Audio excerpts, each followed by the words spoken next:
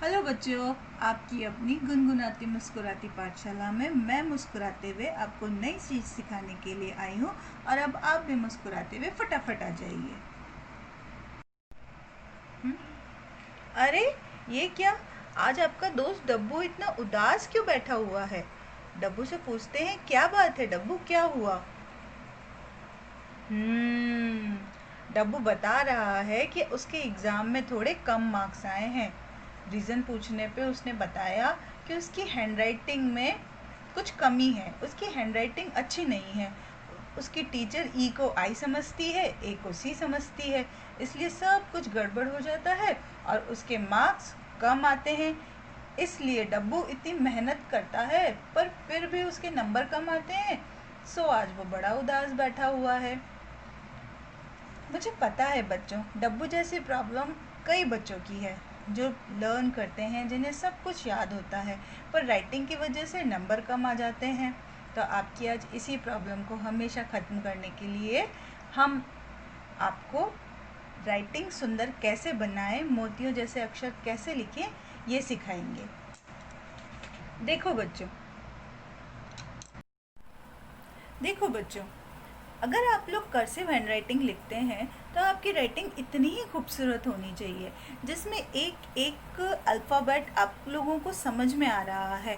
कहाँ पे एस है, कहाँ पे एच है, कहाँ पे आई है, पी है। आपको पूरा पढ़ने में कोई प्रॉब्लम नहीं आ रही है। आप इतना ही खूबसूरत अगर लिखेंगे तो आपके नंबर कभी कम नहीं आएंगे।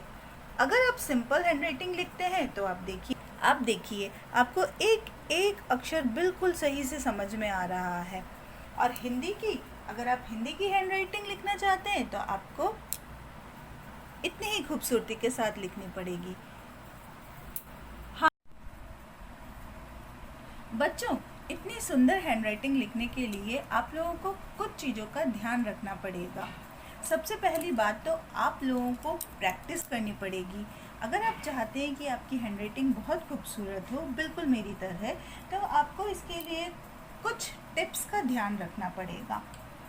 जैसे कि बच्चों, कई बच्चे जब लिखते हैं तो वो पेंसिल पेन को सही ढंग से होल्ड नहीं करते। आपको पेंसिल पेन को पकड़ने का सही तरीका मालूम होना चाहिए। पेन महंगा हो सस्ता हो उससे कोई प्रॉब्लम नहीं है, बस पेन का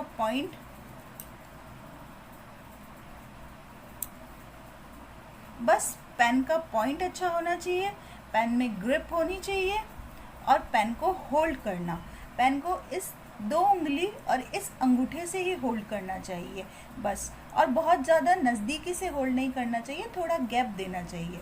जब हम लिखते हैं तो हमारे फेस की दूरी और हमारी कॉपी में कम से कम 1 हाथ का अंतर होना चाहिए। ये बहुत ज़्यादा ज़रूरी है। और जब हम लिखते हैं तो हमारी ग्रिपिंग बहुत अच्छी होनी चाहिए बच्चों। जब हम लिखते हैं हमारे हाथ में ठहराव होना चाहिए। देखो बच्चों, अगर आपको आपकी राइटिंग इम्प्रूव करनी है तो उसके लिए सबसे ज़्यादा इम्पॉर्टेंट है अक्षरों की बनावट। चाहे हिंदी हो चाहे इंग्लिश हो, आप कर्सिव लिखते हैं या आप सिंपल लिखते हैं या आप हिंदी लिखना चाहते हैं, तो इसके लिए बहुत ज़रूरी है कि आप जो अक्षरों की बनावट है, आप जो अल्फ़ाबेट्स लिख रहे हैं या आप हिंदी में अक्षर लिख रहे हैं, वो बेहद खूबसूरत हों। और वो अक्षर खूबसूरत कैसे होंगे, उसके लिए आपको थोड़ी सी प्रैक्टिस करनी होगी। प्रैक्टिस करने में, जैसा कि बच्चों मैंने आपको बताया कि आपका हाथ में ठहराव होना चाहिए और हाथ स्ट्रेट चलना चाहिए, तो उसके लिए आप सबसे पहले प्रैक्टिस करेंगे इस तरीके से। आप स्लीपिंग लाइन बनाएंगे। आपको पेन होल्ड करना है और बहुत हल्के हाथ से पेन को पकड़ना है और उसके बाद आपको स्लीपिंग लाइंस की प्रैक्टिस करनी है, जो कि बिल्कुल सीधी बननी चाहिए। ना तो आपका हाथ इस तरीके से कांपे, ना आपका हाथ टेढ़ा जाए, ना आपका हाथ उल्टा सीधा इस तरीके से चले। आपका हाथ एकदम स्ट्रेट चलना चाहिए जिस तरीके से मेरा आ रहा है। ओके, आपको सबसे पहले स्लीपिंग लाइंस बनाकर इस तरीके से प्रैक्टिस करनी है। देन आपको स्टैंडिंग लाइंस बनाकर इस तरीके से प्रैक्टिस करनी है। आपकी लाइंस बिल्कुल स्ट्रेट सीधी होनी चाहिए, बिल्कुल मेरी तरीके से। जब आपकी लाइंस इस तरीके से बनने लग जाएंगी तो आपके अक्षरों की बनावट अपने आप बेहद खूबसूरत हो जाएगी।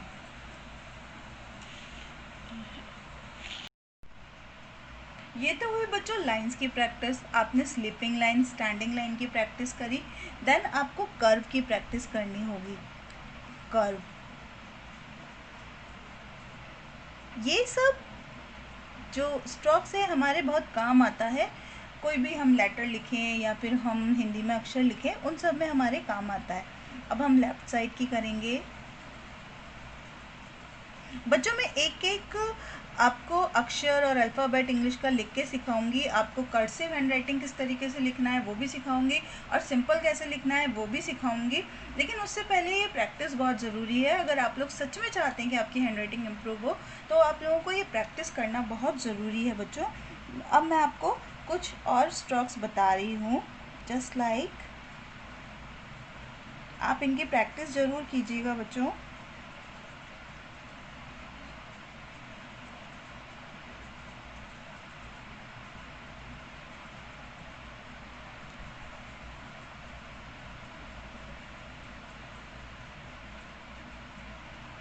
अगर आप छोटे बच्चे हैं तो आप जैसे बच्चों की इंग्लिश की कॉपी होती है 4 लाइन की और 2 लाइन की हिंदी की, वो उसमें कर सकते हैं। और अगर आप 6 अबव हैं तो आप सिंगल लाइन की कॉपी में ये सब प्रैक्टिस कर सकते हैं, क्योंकि 6 to 10 सिंगल लाइन की कॉपी यूज़ में आती है।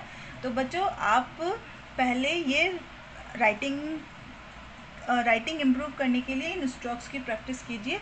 नेक्स्ट वीडियो में आपको मैं एक एक लेटर लिखकर बताऊंगी, एक एक लेटर की फॉर्मेशन लिख के बताऊंगी कि आपको किस तरीके से लिखना चाहिए, और फिर देखिएगा आपकी राइटिंग अपने आप बेहद सुंदर बन जाएगी।